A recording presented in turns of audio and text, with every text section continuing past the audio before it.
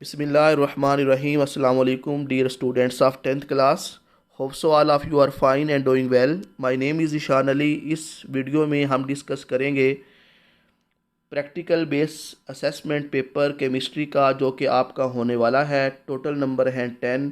इसमें जी दो सेक्शन हैं, सेक्शन ए और सेक्शन बी। सेक्शन ए में 6 नंबर का पेपर आएगा और यहाँ पे जो प्रैक्टिकल दिया गया है वो ये है कि आपने Na2CO3 जो है इसकी एग्जैक्ट मोलैरिटी जो है वो बतानी है। इसमें फर्दर उसने जो शॉर्ट क्वेश्चन हैं वो आपसे पूछे हैं, इनको मैं आपको पीपीटी पे इनके आंसर्स भी एक्सप्लेन करूँगा।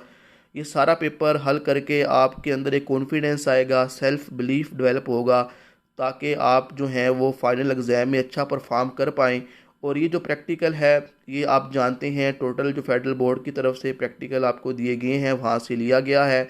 पार्ट 1 जिसमें 6 नंबर का पेपर आना है, तो इसमें से प्रैक्टिकल नंबर 3 जो है वो हम मॉडल पेपर में डिस्कस करेंगे। तो यहाँ से अगर ये 4 आप कर लेते हैं तो 6 नंबर पक्के हैं। और पार्ट 2 में ये 7 प्रैक्टिकल दिए गए हैं, तो इसमें से 4 नंबर का पेपर आना है। तो चलते हैं जी बगैर देर किए। तो ये हमारे पास जो प्रैक्टिकल है Na2CO3 की जो मोलैरिटी है वो डिटरमाइन करने के लिए, इसमें से पहला जो सब क्वेश्चन उसने पूछा है कि ये जो आप Na2CO3 की मोलैरिटी को बताएंगे तो इसके लिए कौन कौन से अपरेटस इस्तेमाल होते हैं। तो ये हमारे पास बीरट हो गया, पिपट हो गया, उसके अलावा वॉल्यूमेट्रिक ये जो हमारे पास फ्लास्क है इनको इस्तेमाल किया जाता है। बाकी जो है ये चीज़ें इस्तेमाल नहीं होती। कुछ किताबों में ग्रेजुएटेड सिलेंडर जो है इसका भी लिखा हुआ होता है वैसे, ठीक है। तो दूसरा हमारे पास उसने बताया है कि इस एक्सपेरिमेंट के अंदर हम कौन कौन से केमिकल इस्तेमाल करते हैं, मिथाइल ऑरेंज डिस्टिल वाटर, और ये सारा दिया गया होगा। बस आपने ये डाटा देख लेना है कि 0.1 मोल जो है जो हमारे पास HCl जो है, ये सॉरी HCl की मोलैरिटी दी गई है। वॉल्यूम जो है V1 Na2CO3 का दिया गया है। तो आपने क्या मालूम करनी है जी, आपने बताना है कि V2 जो वॉल्यूम है वो क्या होगा, और आपने जो मोलैरिटी का फार्मूला है उसको अप्लाई करके जो Na2CO3 की जो मोलैरिटी है वो आपने बतानी है। तो चलते हैं पीपीटी स्लाइड्स के ऊपर, जहाँ पे इन सारों के क्वेश्चन के जो आंसर्स हैं वो दिए गए हैं, ठीक है। तो ये आप टेबल देख सकते हैं। तो आप टाइट्रेशन करते हैं। टाइट्रेशन आप जानते हैं कि इसमें आप इनिशियल और जो फाइनल रीडिंग है उसको आप 3 दफ़ा लेते हैं, ठीक है। ये रीडिंग लेने के बाद आप मीन वैल्यू निकालते हैं, जिससे आप HCl का जो मीन वॉल्यूम है वो बता देंगे, ठीक है। तो ये अगर आप बता देते हैं तो इसके नंबर आपको मिल जाएंगे, ठीक है। ओके जी, ये आपको जो सामने स्लाइड्स पे डिस्प्ले होता हुआ नज़र आ रहा है, ये आपका सेक्शन 1 को मैंने सॉल्व किया है। तो यहाँ पे Na2CO3 की जो एग्जैक्ट मोलैरिटी है इसको डिटरमाइन करने के लिए जो ऑपरेटर्स आप इस्तेमाल करते हैं वो वॉल्यूमेट्रिक फ्लास्क है, पिपट है, ब्यूरट है और ग्रेजुएटेड सिलेंडर है। दूसरा क्वेश्चन उसने पूछा था कि टाइट्रेशन आपने की है। टाइट्रेशन 3 आपने की, उन तीनों का आपने मीन निकालना है, और इन तीनों को जमा करके जब एवरेज 3 पे डिवाइड करेंगे तो ये आपके पास जो HCl का जो मीन वॉल्यूम है जो कि V2 है ये आपके पास आ जाएगा, ठीक है। तीसरा जो हमारे पास क्वेश्चन आपके मॉडल पेपर में दिया गया है कि ये आपके पास इक्वेशन है, सोडियम कार्बोनेट जब HCl के साथ रिएक्ट करता है तो 2 मॉलिक्यूल NaCl के बनते हैं, वाटर बनता है, कार्बन डाइऑक्साइड जो है वो बनती है। तो आपने बताना है कि Na2CO3 के कितने मोल इस्तेमाल हुए हैं, वो हैं 1 मोल इस्तेमाल हुआ है। HCl के जो मोल यहाँ पे दिए गए हैं वो 2 हैं। और फिर आपने फार्मूला लगाना है किसका, मोलैरिटी का, ठीक है। मोलैरिटी का फार्मूला आप जानते हैं M1V1/N1 इक्वल टू M2V2/N2, ये फार्मूला है, ठीक है। तो N1 भी आपको मालूम है, N2 भी आपको मालूम है, ठीक है। और उसके अलावा V2 भी आपने HCl का मालूम कर लिया है, V1 गिवन है, और उसके अलावा जो M2 है वो भी गिवन है, ठीक है। तो आपने M1 को मालूम करना है। तो जो M1 है ये आपको नज़र आ रहा है। M1 को अगर आप इधर निकालें तो ये जो आपके ये जो N1 है, ठीक है, ये उधर जाके मल्टीप्लाई हो जाएगा। तो ये सिचुएशन जो है वो आपकी आ जाएगी, ये M1V1 जो है वो नीचे आ जाएगा, ठीक है। इस फार्मूला को आप इम्प्लीमेंट करेंगे। अच्छा जी, आपने इस फार्मूला को इम्प्लीमेंट किया, ठीक है। और यहाँ पे जो आपके पास M2 जो था वो 0.1 था, और जो आपके पास V2 आया था वो 14.33 था, और जो नंबर ऑफ मोल N1 थे वो 1 थे। इनको डिवाइड किया, वॉल्यूम 1 आपके पास 10 था और N2 जो है वो 2 आया था, ठीक है। इस तरह जो M1 आपके पास आया वो ये आ गया है 0.07165, ठीक है। इस तरह जो है आप मालूम कर सकते हैं कि एग्जैक्ट जो मोलैरिटी है वो Na2CO3 की क्या है, ठीक है। उसके बाद जी सेक्शन बी है। सेक्शन बी में उसने शॉर्ट क्वेश्चन पूछा हुआ है कि आपके पास एक ऑर्गेनिक कंपाउंड है एक्स, ठीक है, उस पे आपने बायर टेस्ट करना है। बायर टेस्ट जो है वो KMnO4 के साथ हम रिएक्शन करवाते हैं। इसमें आपने ख़ास तौर पे जो सी कार्बन के दरमियान जो डबल बॉन्ड होते हैं जिसको आपने अल्कीन कहा था, अगर ट्रिपल बॉन्ड हो तो उसको अल्काइन कहा था, इनको कंफर्म करने के लिए आप बायर टेस्ट करते हैं, और ये प्रैक्टिकल आप कर चुके हैं। जो आपके पास ये प्रैक्टिकल है पार्ट 2 के अंदर दिए गए। तो यहाँ से ये प्रैक्टिकल जो है वो एग्जामिनर ने उठाया है, ठीक है। तो इसको हम देखते हैं कि जो बायो टेस्ट है उसका जवाब आप क्या लिखेंगे, ठीक है। उसके बाद दूसरा जो हमारे पास मैं आपको अभी स्लाइड्स पे दिखा दूंगा। दूसरा सवाल उसने पूछा हुआ है कि एक अननाउन साल्ट है, ठीक है, उसके ऊपर आपने फ्लेम टेस्ट करना है, और जब फ्लेम टेस्ट करेंगे तो आपके पास crimson crimson red flame, crimson आप जानते हैं ये ब्रिक लाइक जो है वो हमें नज़र आता है, ठीक है। तो ये जो रेड फ्लेम है ये कौन से कटाइन को जो है वो हमें बताएगा, और इसके लिए प्रोसीजर भी मैं आपको स्लाइड्स पे डिस्प्ले कर देता हूँ। और पार्ट बी में नेक्स्ट हमारे पास जो क्वेश्चन पूछा गया है कि शुगर को जब आप डिकम्पोज करते हैं गर्म करके तो उसकी डिकम्पोजिशन से क्या क्या चीज़ें बनती हैं वो भी मैं आपको बता देता हूँ। चौथा क्वेश्चन यहाँ पे पार्ट 2 में दिया गया है कि जी आपने एक्सपेरिमेंट करना है कि वाटर जो है उसकी हार्डनेस को कैसे रिमूव कर सकते हैं, और वाटर हार्ड हो गया है उसके अंदर कैल्शियम क्लोराइड मौजूद होने की वजह से, और एक केमिकल इक्वेशन के ज़रिए आपने इस हार्डनेस को रिमूव करना है।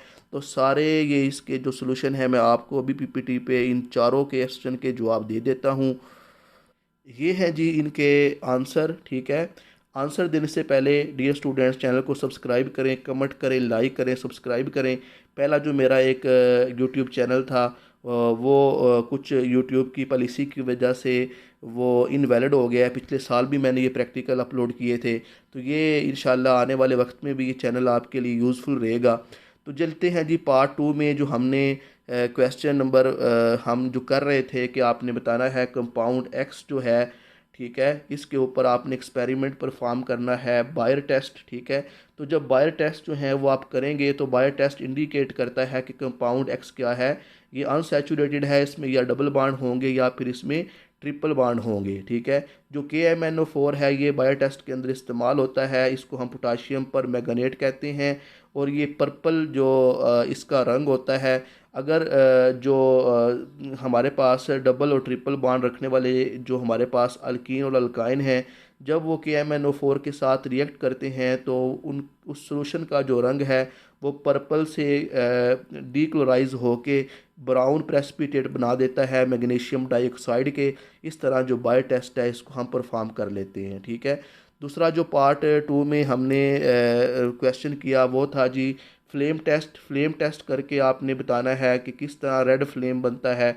कहता है कि आपने प्लाटीनियम जो है उसको क्लीन करना है, प्लाटीनियम या निक्रोम की जो तार है उसको लेना है, और उसके ऊपर आपने HCl जो है इसको यूज़ करना है, और उसको फिर आपने आग पे रखना है, ठीक है। और उस वायर को आपने अननाउन साल्ट के अंदर भी क्या करना है जी, डुबो देना है, और उस वायर को फिर आपने जो बंसर बर्नर होता है इसमें आग जला के इसके ऊपर इस तार को रखना है। तो वो जो कलर है वो आपने ऑब्ज़र्व करना है। अगर कलर जो है वो रेड आया तो क्या पता लगेगा आपको? अगर बेटा कलर जो है वो रेड आया तो आप क्रिम्सन फ्लेड रेड फ्लेम जो है वो इंडिकेट करता है कि वहाँ पे जो कैटाइन है लिथियम का या कैल्शियम का या ये SR2 पॉजिटिव इसको स्ट्रोंटियम कह रहा है, ये उसके अंदर मौजूद है, ठीक है। तो तो आप कैल्शियम भी लिख दें या फिर लिथियम भी लिख दें तो आपका जो क्वेश्चन है वो ठीक हो जाएगा। ठीक है, तो स्टूडेंट्स, तो हमने पार्ट 2 में से पार्ट 1 जो है ये KMnO4 वाला बायो टेस्ट भी आपको बता दिया है, और उसके अलावा जो फ्लेम टेस्ट है जिसके अंदर क्रिम्सन रेड फ्लेम आपको नज़र आता है कैल्शियम या लिथियम कटाइन की वजह से, वो भी बता दिया है। अब तीसरा और चौथा जो हमारे पास शॉर्ट क्वेश्चन है इसका आंसर मैं PPT से आपको बताऊंगा।